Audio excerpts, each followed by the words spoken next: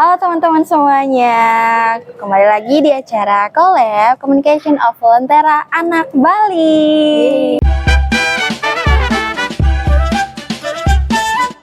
Hari ini aku Yunia kedatangan tamu dari Fakultas Hijau Universitas Udayana, Fakultas Kedokteran Universitas Udayana. Kenalin dong Kak. Oke, jadi halo semuanya, perkenalkan aku Berlian dari program studi psikologi dan Fakultas Kedokteran Universitas Udayana. Oke, jadi Kak Berlian dan teman-temannya sebenarnya lagi banyak banget bawa pasukan ke Yayasan Lentera Anak Bali hari ini. Makasih banget nih sebelumnya Kak Berlian untuk kunjungannya ke yayasan kami untuk melihat adik-adik dan merayakan apa sih hari ini Kak? Oke, jadi sebelumnya kebetulan aku dari Badan Semi Otonom KIH FK Unut dan kita merayakan dari hari jadinya KIH FK Unut yaitu dengan melaksanakan pengabdian masyarakat ke Yayasan Lentera Anak Bali. Mulia sekali. Happy anniversary ya. Iya, terima kasih Kak. Yang keberapa sih hari ini? Yang ke-21 Kak. Yang ke-21 ya. gitu. Jadi sudah 21 tahun Sudah 21 ya. tahun. Dan memilih Yayasan Lentera Anak Bali. Betul. Kira-kira kenapa sih? Oke, jadi yang pertama itu karena tema kita yaitu education approach holistic untuk children. Nah, itu kita mengangkat tema yang di mana kesehatan tentunya kita dari kampus hijau ya, tentunya kita harus mengaplikasikannya kesehatan. Nah, di sana kita juga memadukan antara kesehatan fisik sama kesehatan mental. Nah, jadi tadi itu kita ada belajar tentang kesehatan fisik dan juga tentunya ada kesehatan mental gitu. Banyak banget ya materinya. Ini dua materi pokok yang juga jadi isu hangat di perkembangan zaman saat ini Kak. Tadi materinya bawain tentang pertumbuhan. Boleh dong dijelasin sedikit. Jadi bagaimana sih pertumbuhan khususnya buat anak-anak ya? Iya. Oke, jadi tadi itu aku pakai analogi pohon Kak, karena di sini kan Yayasan Lentera Anak Bali itu banyak yang anak-anak sangat di bawah 7 tahun bahkan ya tadi di bawah 7 tahun. Paut sih sebenarnya. Itu. Jadi kayak kita itu kebetulan aku juga yang bikin konsepnya itu karena aku ngelihat kalau Yayasan Lentera Anak Bali ini memiliki banyak anak-anak di bawah 7 tahun dan tentunya mereka itu pasti fokusnya itu belum bisa dikendalikan dengan baik gitu. Jadi kalau misalkan kita menggunakan media gambar ataupun media video seperti tadi itu tentunya kita bakal bisa membantu mereka untuk bisa memusatkan perhatiannya begitu. Nah, adapun pertumbuhan tadi itu dimulai dari masa bayi. Nah, masa bayi kemudian ada masa anak-anak, remaja, lalu ada pada saat sudah menjadi orang dewasa dan diakhiri dengan masa kakek nenek seperti itu tadi gitu. Tadi juga menggunakan media seperti gambar-gambar dari kecil sampai dewasa gitu Kak, supaya mereka itu lebih tertarik begitu. Iya emang kemudian anak-anak juga mungkin banyak yang belum paham ya mereka ini sebenarnya seperti apa gitu. Kira-kira ada nggak sih mungkin background kenapa harus membawakan materi tersebut gitu? Oke, jadi di sini balik lagi karena Yayasan Lentera Anak Bali itu kan masih anak-anak yang masa pertumbuhan. Jadi kenapa kita nggak coba untuk edukasi mereka bahwa mereka ini sedang ada di tahap anak-anak dan tentunya di tahap itu mereka membutuhkan nutrisi yang baik gitu. Jadi tadi itu pakai analoginya pohon yang punya akar yang kuat itu tentunya akan sama kayak kita manusia itu harus mempunyai fondasi yang kuat juga untuk tumbuh yang lebih hebat gitu. Untuk fondasinya itu juga ada tadi nutrisi yang sehat, kemudian ada aktivitas fisik, lalu ada seperti istirahat yang cukup gitu. Jadi harapannya nantinya anak-anak di Yayasan Lentera Anak Bali ini bisa paham gitu kalau misalkan mereka makan makanan yang bernutrisi nantinya akan tumbuh menjadi pribadi dan tumbuh menjadi seorang yang kuat gitu. Iya, sekarang apalagi zamannya tuh banyak kali makanan yang kayak instan, junk food, terus tuh minumannya juga banyak yang berwarna gitu ya, banyak manis-manisnya gitu kan, sangat dan itu yang disukain anak-anak. Iya itu karena itu menarik mungkin ya Kak. Iya padahal mungkin tidak terlihat menarik itu seperti sayur, buah itu jarang jadinya disukai sama anak-anak gitu. Kira-kira kalau misalkan di kakak sendiri di kampus nih pernah belajar nggak sih mungkin dari kasus-kasus apa gitu tentang pertumbuhan anak gitu ya? Kebetulan kalau di aku sendiri aku kan psikologi itu udah belajar tentang perkembangan anak yang mana tapi itu khusus untuk bagaimana kognitifnya dia gitu. Jadi bagaimana kognitif itu apa kan? Jadi bagaimana ada ilmiah ini. maaf nggak masuk di otak kayak pemikirannya dia gitu. Jadi kalau di aku khususnya itu nggak terlalu pelajarin tentang gimana biologisnya dia. Jadi kayak nutrisi itu kurang aku pelajari di prodiku sendiri ya. Jadi aku mempelajari itu bagaimana cara anak itu berpikir kalau misalnya misalkan kenapa sih anak itu nggak mau sayuran itu, jadi aku bisa menerka nih, jadi kenapa dia nggak bisa kayak gitu, kenapa dia nggak mau gitu.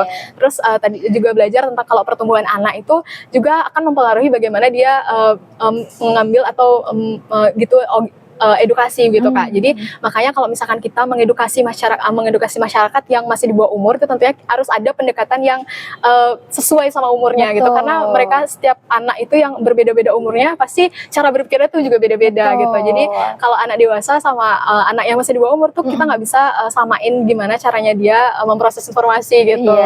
Jadi kayak gitu sih Kak. Namanya kelompok ilmiah, iya ada ilmiahnya, tapi kalau ketemu anak-anak ya harus membaur gitu. Jadi kayak itu salah satu tantangan dari kita gitu. Oh, tantangan dari challenge ya gitu. Karena kalau misalnya di kampus kan kayak kita harus dibiasakan pakai bahasa ilmiah gitu, ataupun kayak misalkan sedang ada lomba-lomba gitu kita harus pakai bahasa ilmiah. Terus sekarang kayak kita langsung terjun ke masyarakat, itu salah satu tantangan sih supaya mereka ngerti gitu. Sekalian juga latihan kan, karena pasti setelah lulus ketemunya yang anak-anak juga gitu, nggak jauh-jauh dari mereka gitu. Sekalian lah challenge sih, siapa tahu jadi jadi apa sih kira-kira ke depan? Aduh, kalau aku sejauh ini belum kepikiran sih Kak. Baru masuk ya, baru masuk ya, baru masuk tahun lalu ya. Tapi ya sedikit tidaknya tertarik dengan dunia sosial juga sih. Oke, next kita ke materi yang kedua tadi, kesehatan mental. Memang ya mental awareness itu ya.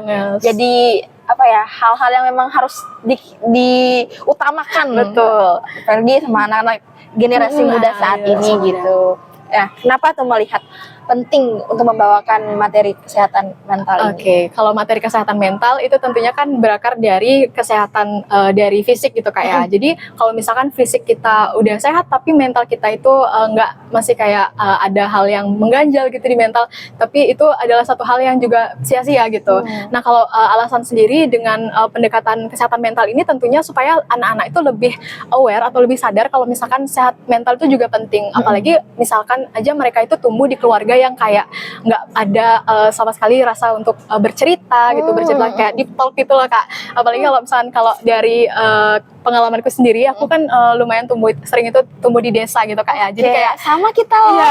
Iya, kayak di desa itu dan mereka itu kayak menyepelekan lah gitu intinya, menyepelekan. Jadi aku takutnya kalau misalkan anak-anak itu dia bakal ikut disepelekan dan nantinya dewasa tuh akan berdampak gitu sama gimana kehidupan kedepanannya. Jadi mungkin itu salah satu alasan kita dari KIH untuk ngambil topik kesehatan mental, karena kebetulan juga kemarin ada Pengmas juga di SD 10 Padang Sambian. Pengmas itu pengabdian masyarakat Kak. Jadi kemarin juga kebetulan ada pengabdian juga di SD 10 Padang Sambian. Itu kita juga ngambil pendekatan kesehatan mental gitu. Nah, kalau di TOK aku tahu nih kenapa kan di TOK. Terus kalau misalkan apakah ada perbedaan nih antara anak-anak di kota dan juga di desa gitu menurut saya? Kalau menurut aku sendiri nih, mungkin dari anak-anaknya itu nggak masalah ya Kak untuk perbedaannya, tapi untuk orang tuanya, karena orang tua itu kan kayak gimana anak-anak itu mendapatkan pembelajaran pertama, yaitu keluarga itu. Nah, antara orang tua di desa ataupun kota itu mungkin saja ada perbedaan, tapi gimana caranya, apakah orang tua yang di desa ataupun di kota itu memiliki pemikiran yang maju atau terbelakang. Kayak misalkan contohnya itu seperti orang tua, anggap saja contohnya itu seperti orang tua di desa yang tidak terlalu memikirkan anaknya, ataupun mereka itu terlalu sibuk untuk mencari uang begitu untuk bekerja. Jadi mereka tuh nggak peduli sama gimana kesehatan mental anak-anak. Jadi mereka otomatis menyepelekan, kamu hanya diam di rumah, nggak boleh stres-stres gitu dibilangnya gitu. Nah, di kota pun juga kayak gitu, tapi contohnya saja misalkan di kota pun nggak menutup kemungkinan kalau orang-orang tua itu juga kayak gitu. Tapi gimana sekarang, gimana cara pemikiran dari orang tuanya, misalkan saja orang tuanya itu dia orang tuanya saja dia udah perhatian sama dirinya sendiri, kalau misalkan kesehatan mental itu penting, dia pasti bakal perhatian juga sama kesehatan anaknya, nggak cuma kesehatan fisik ataupun kesehatan jasmaninya saja, tapi kesehatan mental, dimana sesimpel ngajak ngobrol anak gitu sebelum tidur, ataupun kayak nanyain kabarnya anak gitu, itu pasti sangat berarti untuk anak gitu. Iya sih, aku juga ngerasain bahwa itu tuh penting banget sih buat anak ya, kalau misalkan ditanya. Tapi anak juga perlu loh nanya balik buat orang tuanya, ibu gimana hari ini, bapak gimana hari ini gitu. Memang tidak menutup kemungkinan antara di desa atau di kota ya, karena perkembangan zaman saat ini juga kayaknya udah banyak banget udah menyebar cara kita mendapatkan pengetahuan itu kan. Jadi mau di kota mau di desa itu sebenarnya sudah mempunyai kesempatan yang sama untuk mendapatkan pengetahuan ilmu, itu. iya, Iya. ilmu untuk kesehatan mental itu. Dan juga kayaknya juga mau di kota mau di desa juga orang tuanya banyak yang Iya, sibuk ya, semua emang sama-sama sibuk ya. sama-sama BU butuh duit, Butuh duit. butuh uang Iya, gitu. betul. Karena siapa juga sih yang nggak mau kalau kita tuh kerja terus dikasih uang, kan nggak ada Iya, yang nggak mau gitu. iya. Jadi tinggal sekarang gimana cara kita untuk lebih atur strategi lah, setidaknya betul. luangkan sedikit waktu untuk anak. Kemudian supaya anak itu juga meniru perilaku kita dengan kayak contohnya itu kayak tadi menanyakan juga kembali gitu, supaya dia juga punya gini sendiri. Time kesadaran. management ya, Iya, berarti. betul. Nah, time management itu juga yang perlu dilatih dari muda, mungkin dengan mengikuti organisasi, salah satunya KIH ya, masuk. Masuk. Nah, kayak gitu mengikuti KIH gitu, kita jadi tahu gimana caranya membuat skala Iya, prioritas, betul. mengatur waktu untuk di rumah, kuliah, dan juga mungkin untuk diri sendiri. Iya, betul gitu. banget. Nah, sejauh nih Kak, setelah mengisi materi sama teman-teman anak-anak di Lentera Kembali, gimana sih perasaan?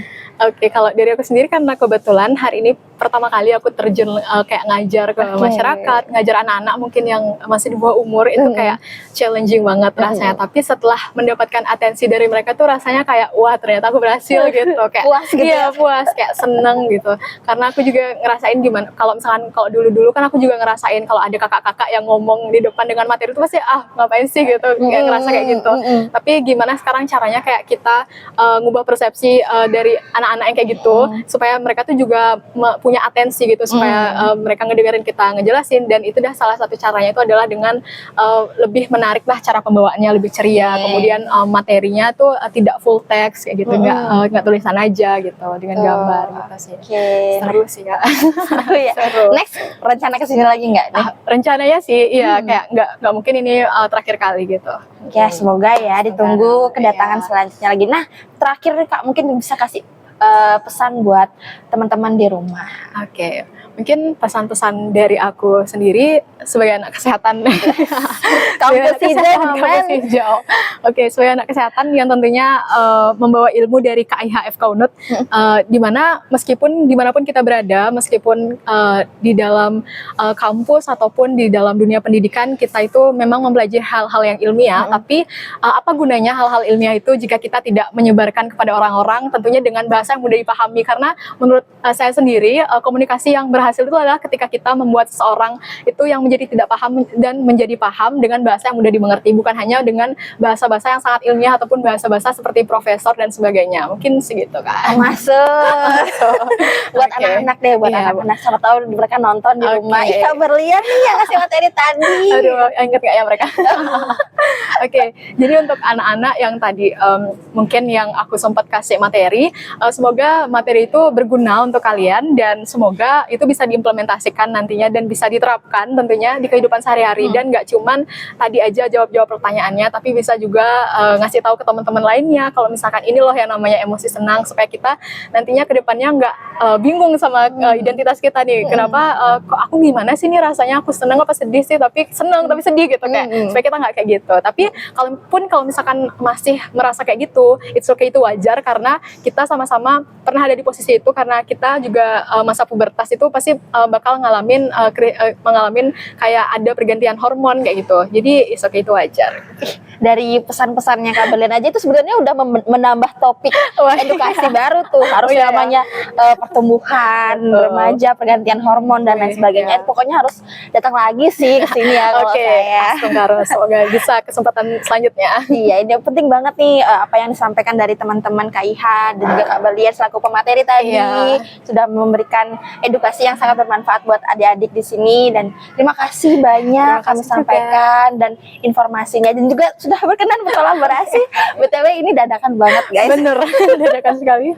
Ya mumpung ada narasumber yang terpercaya, teraktual dan terfaktual, kan langsung kita camat ya. Terima kasih izinnya juga ya Bu Ketua. Terima kasih. Sudah izin tadi. Udah izin ya. Oke, jangan lupa mungkin mau promosi. Oke, jangan lupa follow KIH FK Unut. Dan nanti buat adik-adik yang masih SMA mungkin belum kepikiran nih mau masuk mana. Oke, boleh. Oke, belum masuk mana.